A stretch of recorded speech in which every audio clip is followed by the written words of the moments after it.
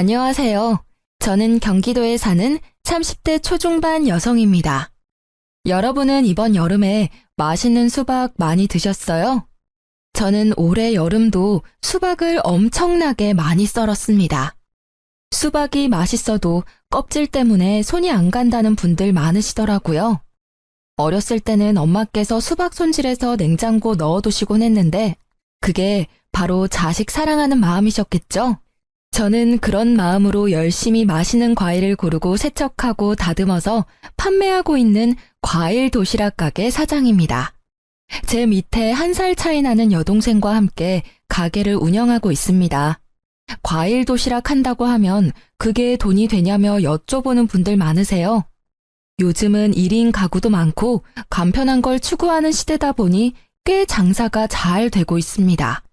대학생부터 바쁜 직장인분들까지 다양한 연령대에서 많이 주문해주고 계세요.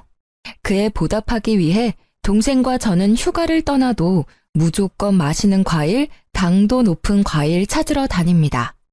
그렇게 저희 자매가 적은 돈으로 창업한 게 대박나서 가게 때문에 진 빚은 따로 없어요.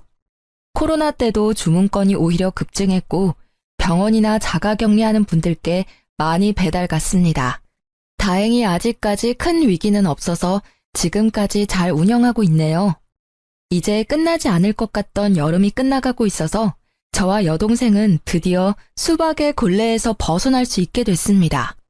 평소에 동생이랑 과일 손질하면서 귀로는 열심히 사연 라디오를 듣고는 하는데요. 동생이 제 시댁 사연도 보내보면 어떻겠냐 해서 용기 내서 보내봅니다. 만약 제 사연 읽어주시면 그때도 저는 일하면서 듣고 있을 것 같아요. 저는 제 친구의 소개로 제 남편을 만나게 됐습니다. 남편은 연봉 좋은 IT 회사에 다니는 아주 멀끔한 청년이었습니다. 정확히 말하자면 제 친구 남편의 가장 친한 친구가 바로 제 남편이었어요. 서로 가장 친한 친구를 소개시켜준 거죠. 저는 일하느라 바빠서 연애 안 하고 남편은 허우대 멀쩡하고 얼굴도 괜찮은데 그냥 연애를 못하는 남자였대요. 제 친구 말로는 남편이 20대 끝자락까지 제대로 된 연애를 전혀 해보지 못했다고 합니다. 겉보기에 어디 문제가 있는 것도 아닌데 항상 연애 이야기만 나오면 자존감이 무척 떨어져 보였다 하네요. 친구가 자기 남편 따라 모임할 때면 제 남편만 늘 혼자 참석했대요. 겪어보면 참 좋은 사람 같았는데 항상 혼자 있는 모습을 보며 친구는 제게 그 사람을 꼭 소개시켜주고 싶다고 생각했대요. 저는 혹시라도 그 사람이 어디 모자란 사람이 아닐까 걱정도 했는데요. 아무렴 친구가 그런 사람을 제게 소개해줄 리 없다 생각하고 소개팅에 속는 셈 치고 나가봤습니다. 처음 만났을 때 남편은 저와 눈을 잘 못 마주치더군요. 완전 쑥맥이구나 싶었는데 두 번째 만남에서는 낯가리는 게 없어졌는지 말도 잘하고 유쾌했습니다. 저는 단도직입적으로 남편에게 물었어요. 성원 씨는 왜 그동안 연애를 못했어요? 혹시 저처럼 일 중독인가요? 농담인 거 아시죠? 저의 농담 섞인 물음에 남편은 당황한 얼굴이 역력했어요. 그러다 제게 솔직히 털어놓더군요. 사실 저희 엄마께서 좀 많이 극성이세요. 그때 남편의 얼굴에 드리우는 그림자를 보며 뭔가 저만의 사정이 있구나 싶었어요. 전혀 마마보이로는 안 보였으니 저는 차분히 이야기를 들어보기로 했습니다. 남편이 평범하게 연애를 시작하려고 하면 그럴 때마다 어떻게 어머니께서 아시고는 상대방 여자를 알아내 둘 사이를 회방 놓았다고 합니다. 어머니 본인이 검증한 사람 아니고서는 절대 집안에 못 들이신다고요. 대신 어머니께서 교회에 있는 참한 처자 연결시켜준다고 항상 소개해 주셨다네요. 그렇게 만난 사람들은 이성적으로 끌리지도 않고 서로 마음에 안 들어서 연애를 그냥 포기했다고 말하는 남편이었습니다. 그 사정이 짠하기도 하지만 이런 사람과 만약 결혼한다고 상상하니 조금 암담하더군요. 게다가 저는 기독교인도 아니었습니다. 아들에게도 감당하기 힘든 어머니인데 며느리에게는 얼마나 버거울까 싶었어요. 그래서 저는 조금 속물 같아도 어쩔 수 없이 제 미래를 위해 남편을 멀리 했습니다. 그런데 이상하게 남편의 얼굴이 계속 생각나더군요. 이건 뭐 상사병도 아니고 일하다가도 매번 그 사람 얼굴이 아른거려서 아주 혼났습니다. 제가 남편에게 정중하게 거절의 의사를 밝혔지만 남편은 답장이 없어도 포기하지 않고 연락을 계속하더라고요. 날씨가 좋은데 산책이라도 가지 않겠냐는 그런 말들을 보면서 어느 순간 저 또한 마음이 열렸습니다. 가끔 만나서 밥 한 끼 먹고 영화 한 편 보고 그러다 자연스럽게 정이 붙었어요. 남편을 만나볼수록 너무 착하고 선한 사람이란 걸 알게 됐습니다. 경제관념도 뚜렷했고 직업도 괜찮았고 성품까지 괜찮은 남편이었기에 두 눈 질끔 감고 딱 남편만 보고 저는 결혼을 결심했습니다.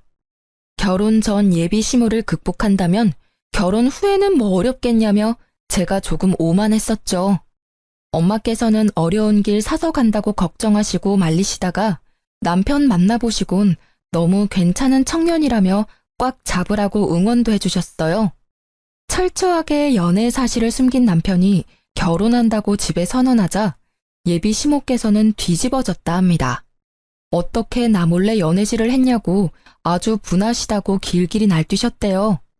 주눅든 남편에게 이야기를 듣고 저도 그제서야 겁이 나더군요. 제가 이 사람을 얼마나 사랑하면 안 해도 되는 모험을 하고 있구나 싶었어요. 예비 시댁에 인사드리러 갈 때는 정말 단단히 마음을 먹어야 했어요. 남편은 결혼 약속한 제가 어머니 때문에 도망이라도 갈까봐 계속 안절부절해 했습니다. 저는 그런 남편을 안심시키고 스스로 마인드 컨트롤했고요. 어떤 상황이 일어나도 놀라지 말자, 겁먹지 말자. 이 두 가지만 생각하고 예비 시댁에 인사를 드리러 갔습니다. 당시에는 무슨 담력 테스트라도 하는 기분이었어요. 지금에서야 웃으며 이야기할 수 있네요. 그때는 정말 심각했습니다. 어머니, 좋았어요. 어머님, 안녕하세요. 처음 뵙겠습니다. 예비 시모는 남편을 한번 휙 노려보시더니 이내 제게 말씀하셨어요. 그래요. 종교는 있고? 아, 어머님, 저는 무교입니다. 아, 부모님께서는?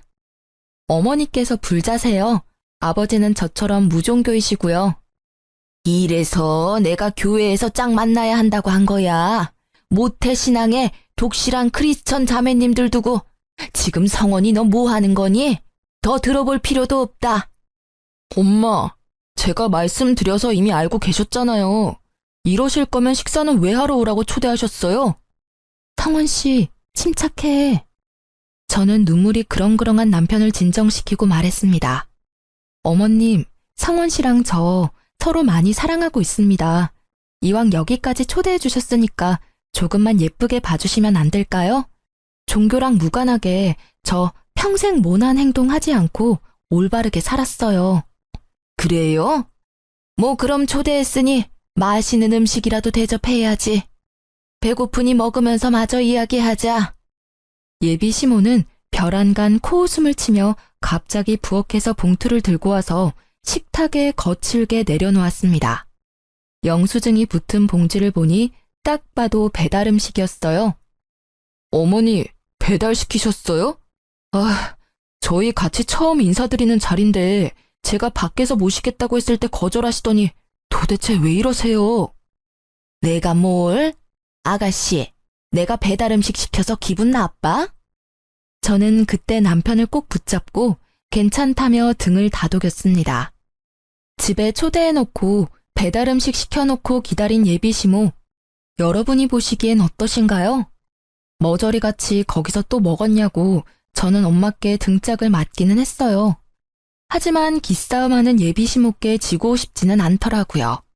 이대로 포기하면 제가 사랑하는 사람이 평생 이 굴레에서 벗어날 수 없겠구나 싶었거든요. 남편이 워낙 순한 사람이고 어렸을 때부터 엄한 어머님께 혼나면서 자라서 그런지 어머님 호통에 몸부터 굳더라고요. 상원 씨, 나 괜찮아. 냄새가 좋네요, 어머님. 땡땡 갈비찜이네요. 저 여기 갈비찜 되게 좋아해요. 배달이든 아니든 뭐가 중요해요? 어머님께서 직접 저 생각해서 메뉴 고르고 주문하신 건데. 맛있게 잘 먹겠습니다.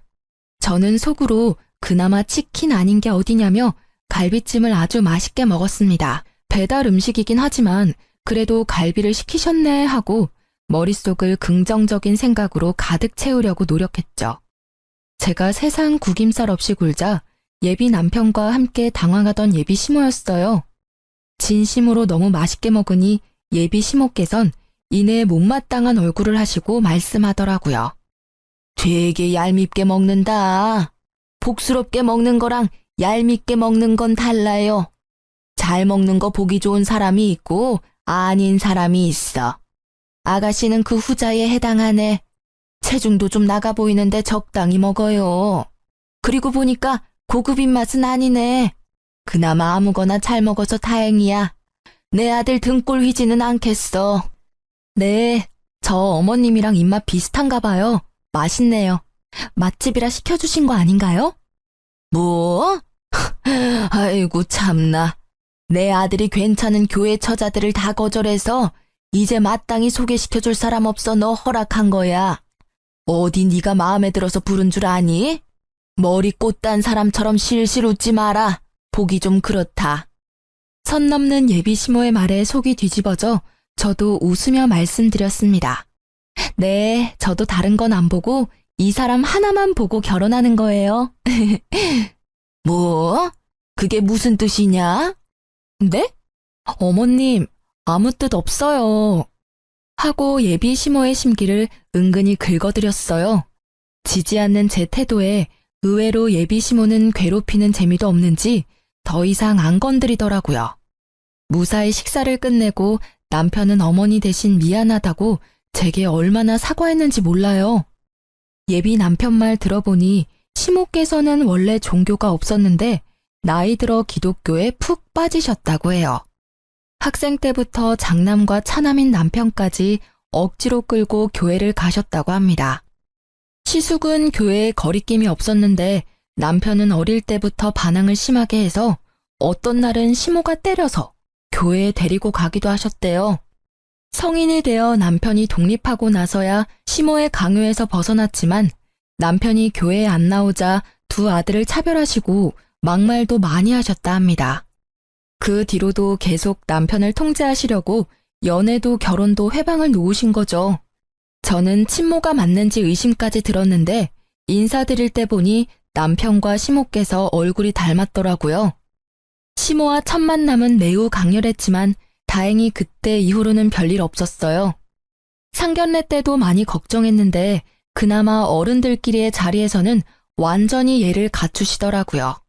그 덕에 저희는 무사히 결혼을 진행하게 됐습니다. 그런데 또 뜬금없이 식장 예약까지 다 잡았는데 시모께서는 결혼식을 교회에서 꼭 해야 한다고 고집을 부리셨습니다.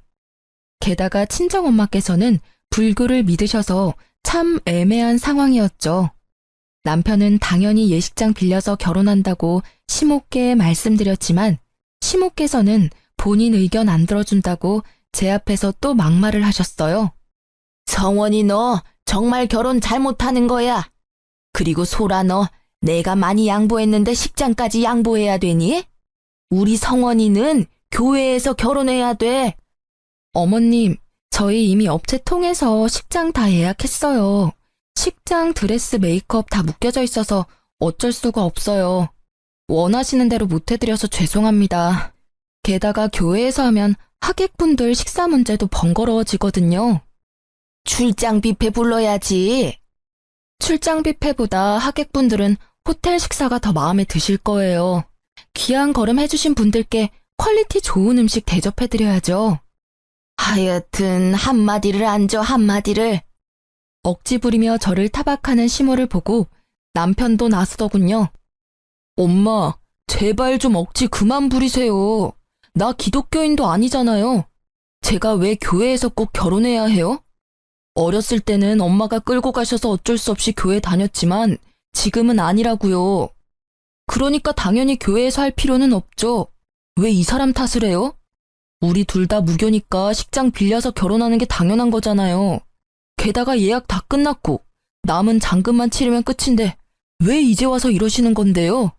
저희 둘 다 양가에 아무런 도움 안 받고 저희 돈으로 하는 거니까 제발 저희 존중 좀 해주세요. 어머머 잘났다 그래. 내가 너 결혼하는데 돈 안 보태줬으니 잠자코 있다가 결혼식에만 참석하라는 말이지? 소라 제가 그렇게 말하라 시켰니? 웃겨 정말. 어디 부모 공경할 줄도 모르고. 아니요, 제 의견이에요 엄마. 소라 씨 탓 좀 그만하세요. 교회에서 결혼해야 더 이득이라고. 결혼식을 교회에서 하면 어쩔 수 없이 신도들 참석해서 축의금 배로 들어올 텐데.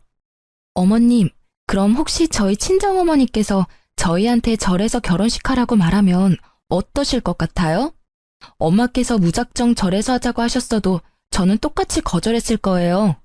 어머님 교회 신도분들도 다 모시고 절에 오실 수 있으세요? 무논리에 무논리로 반박하는 제 말에 시모께서는 말문이 막혀버리시더군요. 뭐?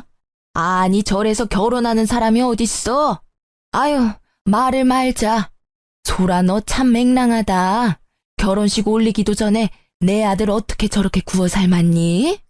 저는 빨리 결혼식만 잘 끝내자 생각뿐이었어요. 어차피 시모랑 집이 멀어서 자주 볼 일 없었으니까요. 그리고 어렸을 때 트라우마를 이겨내고 저를 위해서 시모께 대신 화내주고 목소리를 내는 남편의 태도 보고 저는 더 안심하고 결혼을 하게 됐습니다. 그런데 결혼하자마자 시모는 또 종교를 빌미를 삼아 저를 괴롭히더군요. 어머님과 시숙네 가족들은 기독교인이 차남이 제사를 다 지내야 한다며 저를 부르셔서 제사 음식 마련을 하셨죠. 애초에 기독교인이면서 제사를 꼭 지내겠다는 마음이 좀 저로서는 이해가 안 됐습니다. 그럼에도 불구하고 저는 어머님께 시달릴 거 예상하면서도 결혼 후 첫 제사이니 도와드리러 간 거였어요.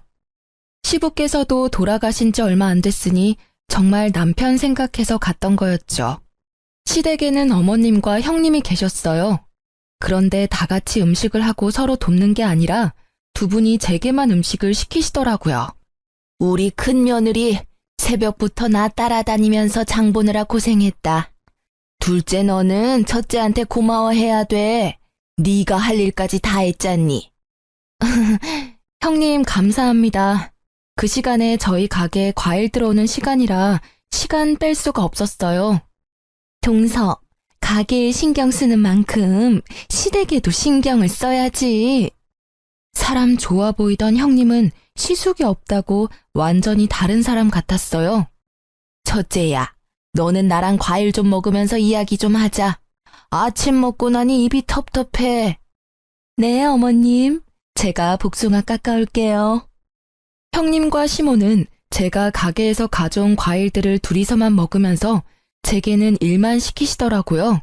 과일 잘 먹겠다는 말 한마디 없이요. 장 보는 것도 일이니 그거 못 도와드려서 죽을 죄를 지었네요.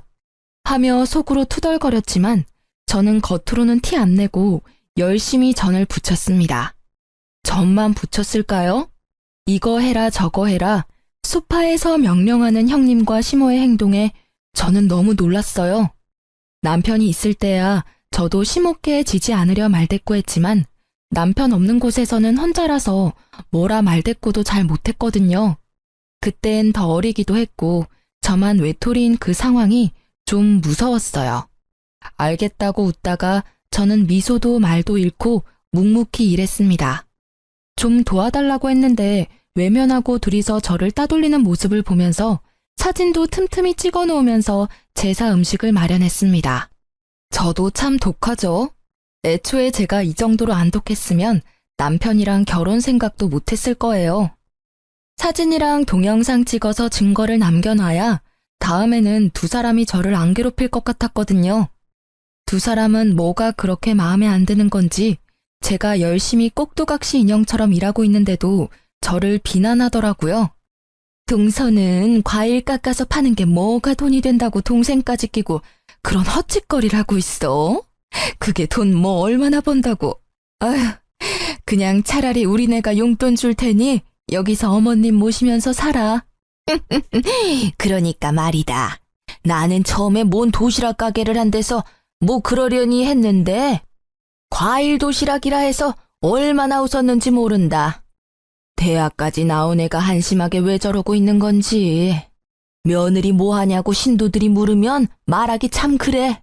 차라리 너처럼 전업주부면 몰라. 저는 고무장갑을 빼고 두 사람에게 다가갔습니다.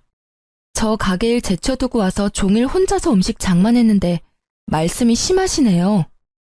어머, 일하다가 말고 뭐 하는 거야? 화났다 뭐 이거야?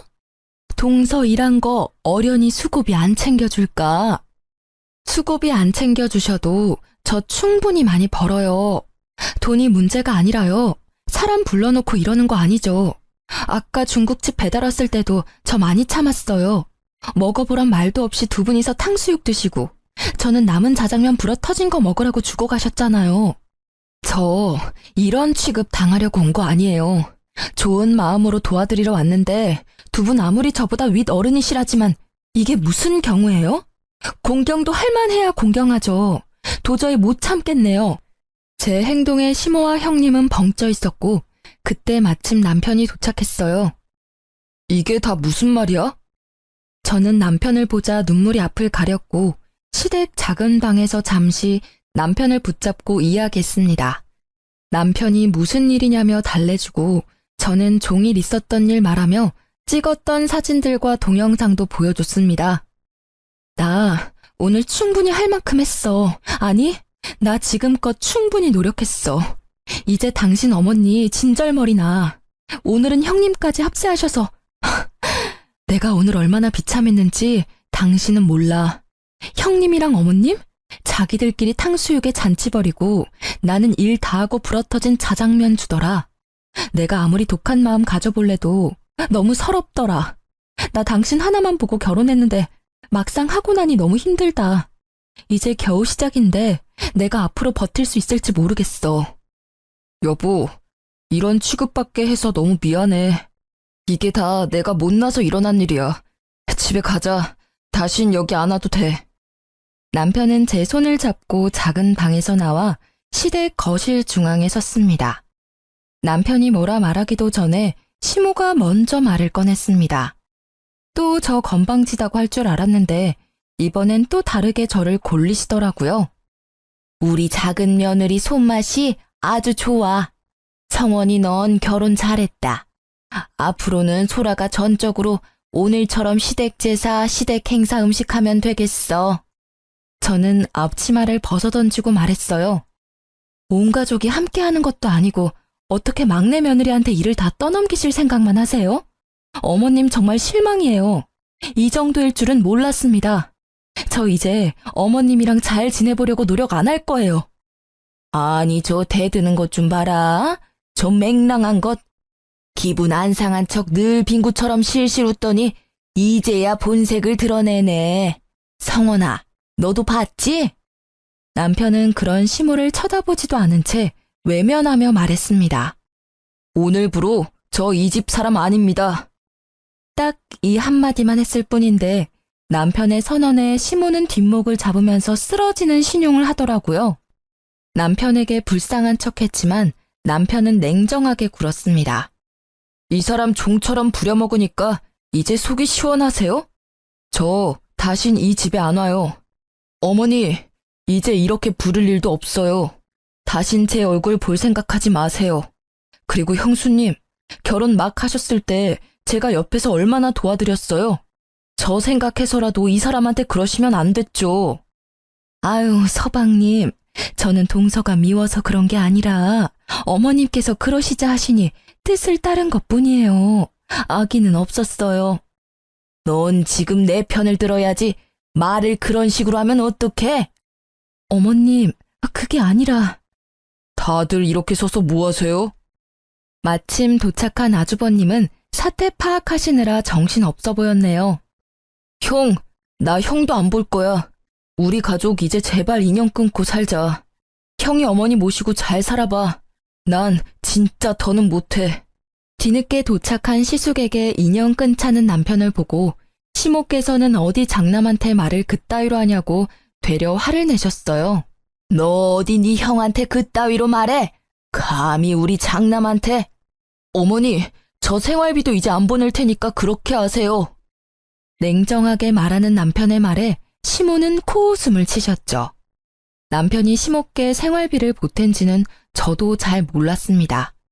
각자의 수입은 각자 관리하고 생활비만 각출해서 썼으니까요. 생활비는 우리 장남이 주고 있는데 넌 무슨 헛소리냐? 임마, 당장 네가 안 도와주면 어떡해. 엄마, 뭘 어떻게 하셨음 순하디 순한 성원이 입에서 저런 말이 나와요? 지난 몇 개월간 성원이가 엄마 생활비 드린 거라고요. 남편과 시숙의 대화는 이상하게 흘러갔습니다. 들어보니 시숙께서는 다니던 회사에서 정리해고를 당하셨고 형님과 시모께 차마 말도 못 꺼낸 채 매일 회사에 출근하는 척 했던 거예요. 그래서 대신 여유로운 남편이 형님네와 시댁 생활비 구멍나지 않게 메꿔줬던 거고요. 금방 마땅한 일자리를 못 구하고 있던 아주버님은 매일 정장을 입고 출근하는 척 하시곤 면접 보러 다니거나 일용직 일을 하셨다 합니다. 상황을 전혀 모르고 있었던 형님과 시모는 주저앉더라고요. 아주버님은 어머님께 쓴소리를 하다가 이내 형님에게 왜 섣불리 행동했냐며 큰 소리를 내고 말았습니다. 당신은 엄마가 아무리 그러시자 해도 당신까지 그러면 안 되지. 당신도 결혼할 때도 똑같이 겪었으면서 그때 내 동생이 얼마나 당신 편 들어줬어. 은혜를 갚지는 못해도 이렇게 뒤통수 치면 안 되지. 형님은 바로 깨갱하며 잘못했다고 용서를 구했죠. 미안해, 동서. 내가 생각이 짧았어. 형님이 미안하다고 하셨지만 저는 열이 받을 대로 받아서 사과 받기 싫다고 외면했습니다. 그러자 아주버님도 함께 사과하더군요. 재수씨, 제가 정말 면목이 없네요. 죄송해요. 시부께서 돌아가시고 시숙이 시댁의 실질적인 가장이기에 시모께서는 장남 눈치를 엄청 봤었는데요. 알고 보니 남편이 도와주고 있었으니 시모도 금방 꼬리를 내리셨죠. 아니 뭐 결혼 후에 신고식 한 거 가지고 그러니. 남자들은 빠져라. 여자들 일이니. 소라야, 내가 미안하다. 서운하게 느꼈으면 말이다. 나는 평소대로 했는데 네가 너무 오늘따라 많이 감정적인 것 같구나. 그러자 아주버님이 답답하다는 듯 시모에게 따졌습니다. 엄마, 사과를 하시려면 좀 진정성 있게 똑바로 사과하세요. 인정 못 하시는 거예요? 제발 연세 좀 생각하세요. 철 좀 드시라고요, 제발. 안 되겠어요. 저 이번 주부터 교회 안 나갑니다. 이제 엄마께서 부탁하시는 일 저도 안 해요. 에이그, 뭔 소리야 그건. 너 지금 교회 얘기가 왜 나와? 멀쩡히 다니던 교회를 왜 안 가? 엄마가 평생 소원이라고 둘째 교회 안 다니니까 저라도 나오라고 제발 부탁한다고 그렇게 말씀하셔서요. 저 아무리 피곤해도 이 사람 데리고 같이 교회 나섰어요. 그런데 엄마는요, 교회랑 교회 사람들 챙기기 이전에 집안에 들인 귀한 식구부터 챙기세요. 어떻게 한 식구 된 사람을 이렇게 구박하세요? 지금 제가 아무리 뭐라고 해도 안 바뀌실 거 알아요. 그러니 제가 그냥 교회를 안 나갈게요. 그럼 좀 바뀌시겠죠. 이러다 저희 형제간도 원수 되겠어요. 저도 어느 정도 예상은 했지만 시모께서는 정말 신앙심이 깊은 것보다는 교회에 매일 자식 자랑을 하러 다니시던 거였어요. 본인께는 자랑거리인 아들들인데 저희 남편 둘째는 교회 질색하고 큰아들인 시숙이라도 어떻게 데리고 가셨는데 이제 못 데려간다니 겁이 나셨나 봐요. 시모는 갑자기 울먹거리곤 잘못했다고 남편에게 용서를 구하기 시작했습니다. 차마 그 모습을 지켜보기도 그렇고 그렇다고 어머님의 진심 없는 사과를 받고 싶지도 않아서 저와 남편은 함께 집으로 돌아갔습니다. 그날 누구의 사과도 받아들이지 않고 시댁을 벗어났죠.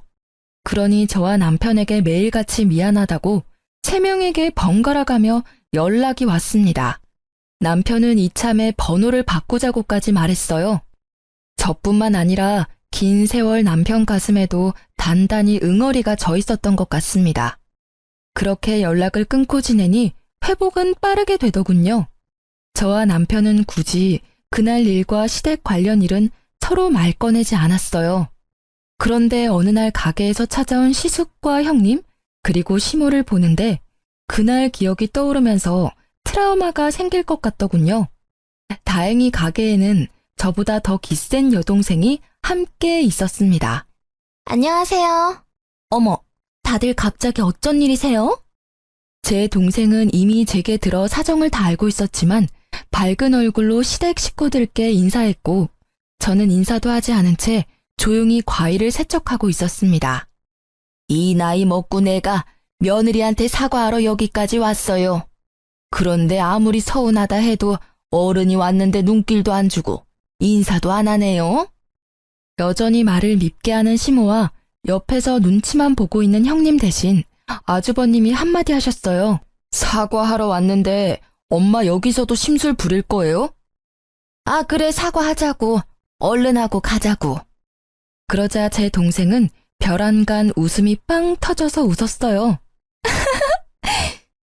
사돈 처녀는 뭐가 그렇게 웃겨서 어른 두고 그렇게 웃음이 터졌어요? 어머, 죄송해요. 제 가게에서 제가 웃는 것도 맘대로 못 웃는 거죠? 사과하시러 오신 건 맞으세요? 그럼 말로만 사과하시면 안 되죠. 언니, 먼저 퇴근해. 응? 언니 종일 부려먹은 거 사과하고 싶으시다잖아. 내가 기회는 드려야지. 언니는 그만 들어가 봐. 자자, 이럴 시간이 없어요. 얼른 앞치마들 하시고요. 제가 매뉴얼 설명 드릴 테니 그렇게만 하시면 문제 없습니다. 위생모 써주시고요. 당황해하는 시댁 식구들께 동생은 위생모와 앞치마를 내밀고 형님과 시숙은 말없이 착용하더라고요. 반면 시모는 눈에 쌍심지를 켜셨죠. 사돈 처녀, 지금 뭐 하자는 거야? 내가 사과 안 됐지 일하러 왔댔어? 니들은 또 왜 그걸 하고 있어? 얼른 벗어. 어쩌죠? 말로 하시는 사과는 별로 안 받고 싶은데 왜 진심도 없는 사과를 자꾸 하세요? 저희 언니가 받기 싫다잖아요. 근데 그때 저희 언니 무임금으로 부려먹으신 건 갚으셔야죠, 사돈 어르신. 제 동생은 저를 조기 퇴근시키고 기어코 시숙, 형님 그리고 시모께 가게 일을 시켰습니다. 저희가 가게는 조그맣지만 하루에 한 트럭 과일이 배송 오면 다 정리하고 세척하고 다듬는 게 시간이 많이 걸려요. 시모는 아들들이랑 화해는 하고 싶으니 마지못해 일을 하기 시작했죠. 동생은 자기보다 나이 많으신 제 시댁 식구들에게 야무지게 일을 시켰대요. 이거 이렇게 힘들다고 던지시면 과일 흠집 나요. 아유, 입으로 들어가면 다 똑같지. 이제 흠집 날 때마다 그 과일은 개인 사비로 구매하셔야 돼요. 제가 계속 지켜보고 있으니까 과일 던지지 마세요, 절대. 코딱지만한 가게에 웬 과일이 이렇게 많아? 시모는 투덜거리면서도 나름 열심히 가게 일을 도우셨다 합니다. 시숙과 형님은 의외로 실수 없이 묵묵하게 일을 잘하셨대요. 온종일 시달려도 일이 끝나질 않자 시모께서는 도망가려 했다네요. 어디 가세요? 아니, 사돈 처녀, 내가 급하게 일이 생겨서. 하시던 일은 다 마무리하셔야죠. 드실 점심도 이미 시켰는데요. 아이고, 사돈 어르신, 퇴근은 아직 멀었습니다. 얼른 다시 들어가 주세요. 시모는 입을 삐죽거리며 다시 일하러 들어가고 형님과 시숙은 군말 없이 열심히 땀까지 삐질거리며 도우셨다고 합니다. 오후 5시까지 일을 시킨 동생은 오늘은 일당이 없다고 얘기했다고 합니다. 시숙과 형님은 알겠다고 고개를 끄덕이고 어머님께서는 분하다고 망고를 몇 개 챙겨가시더래요. 분하다고요. 그렇게 저 대신 동생이 야무지게 복수해줬네요. 동생이 적당히 시댁 식구들 돌려보낼 줄 알았는데 전에 저 우는 것 보고 마음이 많이 쓰였었나 봐요. 그런데 시숙과 형님께서는 내일도 오면 안 되냐고, 내일은 돈 줄 거냐고 여쭤보셨대요. 일손 부족하면 돕겠다고요. 이쯤 하셨음 언니도 마음 풀렸을 거예요. 잘 말씀드릴게요. 내일은 안 오셔도 돼요. 저도 티는 안 냈지만 불편했거든요. 오늘 아무쪼록 고생 많으셨습니다. 드시고 싶은 과일 몇 개 챙겨가세요. 돈은 못 드리지만요. 여기 장사가 되게 잘 되네요. 아침에 들어온 과일들 거의 다 나갔잖아요. 둘이 일하시기엔 너무 일이 힘들 것 같아요. 저희가 도울게요. 말씀드리기 좀 그렇지만 저희 남편 아직까지 실직 상태라 형편이 좀 어려워요. 도울 수 있는 일 있으면 도우면 안 될까요? 그리고 전에 동서한테 함부로 말해서 진짜 미안했다고 사과 좀 전해줄래요? 시숙은 자존심 때문인지 아무 말도 못 꺼내고 대신 형님께서 가게의 사정이 여러모로 힘들다고 하소연했다고 합니다. 저희 동생은 냉정한 편이라 얄짤없이 다 큰 분들이 알아서 일자리 구하시라고 쫓아냈다고 합니다. 동생도 형님이 이때까지 제 욕을 어떻게 했는지 저를 통해 다 들었으니까요. 갑자기 장사 잘 되는 거 보고 혹해서 태도 바뀌는 게 아닐 것 같겠죠. 다음 날도 또 찾아와서 일하셔도 돈 못 준다 하니 형님 내외는 돈을 주지 않아도 되니 일만 시켜달라고 넙죽 엎드리더라고요. 저는 깜짝 놀라 이러들 나시라고 했죠. 왜 이러시는 거예요? 저 마음 정말 불편해요. 재수씨, 저희 일 좀 가르쳐주면 안 돼요? 난데없이 가게 일을 배우겠다고 하시는 시숙과 형님의 말에 저는 적잖이 당황했습니다. 자식들은 커가고 이 나이에 새로 취직하는 것도 너무 어렵네요.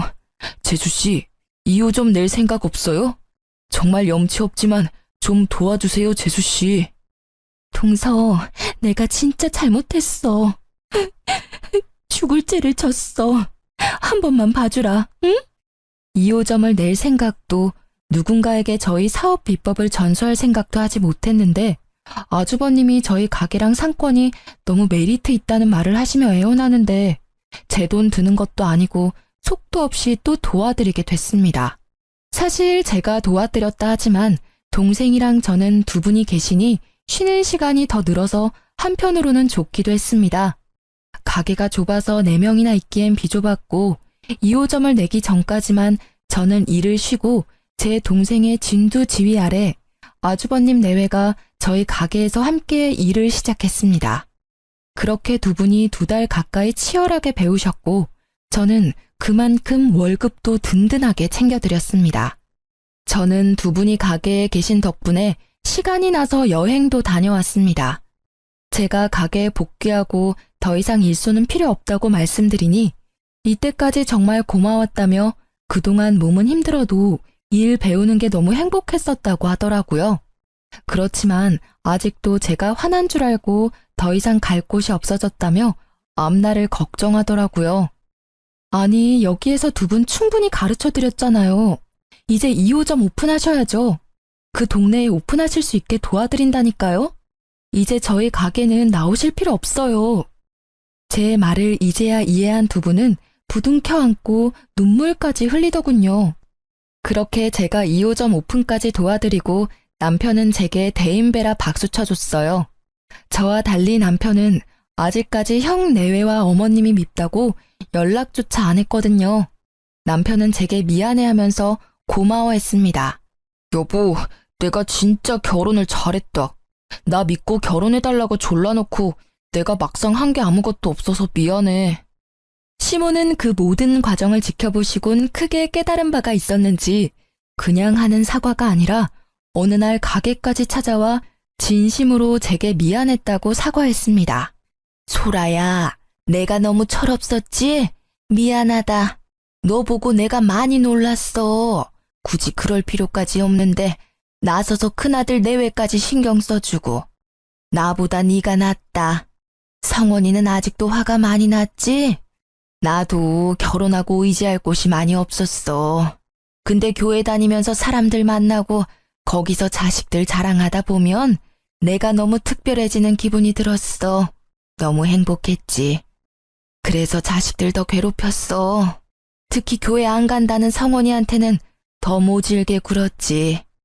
이제 그렇게는 안 살려고 한다. 시모의 진심을 남편에게 전해봤지만 남편은 어머니 안 보겠다는 말이 아직 유효하다고만 말했어요. 난 아직까지 엄마가 너무 미워서 얼굴 제대로 뵐 자신이 없어. 진심으로 내가 어머니 미워하는 마음이 다 없어져야 마주할 수 있을 것 같아. 엄마도 정말 바뀌셨다면 이런 내 마음 이해하시겠지. 이제 효도는 형한테 다 맡길 거야. 형한테는 엄마가 때리거나 모질게 대한 적 없었겠지만 난 언제나 엄마한테 상처받기만 했어. 이렇게 남편은 냉정하게 밀어내더라고요. 저는 처음부터 남편만 믿고 결혼했으니까 착한 며느리 대신 그냥 남편의 아내로서 남편을 지지하기로 했습니다. 그 뒤로는 저도 시모와 따로 연락을 주고받지는 않았습니다. 어머님께서도 제게 따로 연락하지 않으셨어요. 아주버님에게 전해 들은 바로는 어머님이 기가 많이 죽으셨고 더 이상 억지나 심술을 부리지도 않으신대요. 돈 자랑 아들 자랑 하러 다니던 교회에서는 이제 아들 자랑 대신 신도들과 함께 자원봉사를 하고 지낸다셔서 조금 놀랐습니다. 그리고 어머님은 더 이상 첫째 내외의 경제적 도움을 안 받는다 하시네요.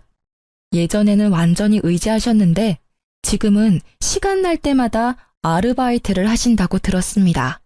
이제는 경제적으로 여유가 생기신 아주버님이 도와드릴 수 있다고 말씀드렸지만 어머님께서는 나중에 본인 몸이 아플 때나 좀 도와달라고 하셨대요. 지금은 멀쩡하시니 본인이 해결하시겠다고요. 참 나이 들어서 바뀌는 거 어려운 일인데 그렇게 많이 바뀌셨다는 말에 정말 놀랐어요. 아주버님과 형님께서는 제가 도와드린 가게 2호점이 잘 되고 있어서 매일 행복하게 고군분투하고 계신다 해요. 시댁 식구들 다들 억지로 모여서 얼굴 보고 지내지는 않지만 시간이 지나면 또 어떻게 될지 모르겠습니다. 일단 시간에 맡겨보려고 해요. 언젠가 남편의 마음이 풀어지고 다 같이 예전 일 잊고 함께 식사하는 날이 오겠죠. 각자의 자리에서 최선을 다하는 중이에요. 저도 그때까지는 남편의 뜻을 존중하려 합니다. 지금까지 제 긴 사연 들어주셔서 감사합니다.